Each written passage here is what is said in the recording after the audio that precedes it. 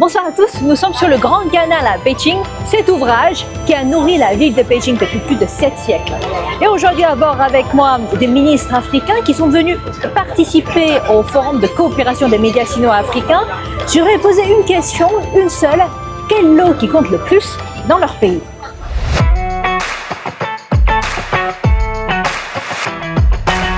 Nous avons le fleuve Sénégal, qui est le cours d'eau le plus grand, le plus important et qui non seulement permet aux cultivateurs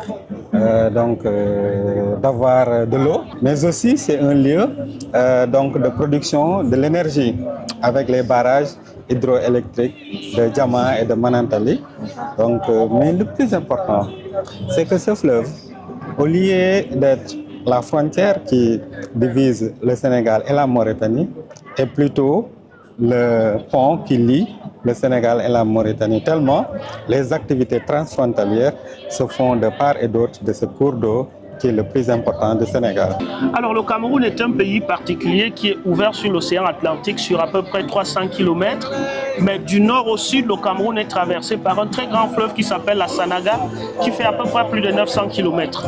Et ce fleuve-là, du nord au sud, est rencontré, est ajouté par d'autres fleuves, l'Oignon, la Sanga, et ainsi de suite, qui vont tous se jeter dans la mer. Et donc, la Sanaga est pour le Cameroun un peu la source qui nous donne la vie. Parce que sur la Sanaga, il y a des barrages, autour de la Sanaga, il y a des plantations. Donc pour le Cameroun, la Sanaga, qui est le plus grand fleuve, est un peu l'eau qui nous donne la vie. Il y a plusieurs liens. Je dois dire que le principal barrage du Cameroun, qui est le barrage de Son Loulou, a été construit grâce à la coopération chinoise. Donc c'est déjà un lien.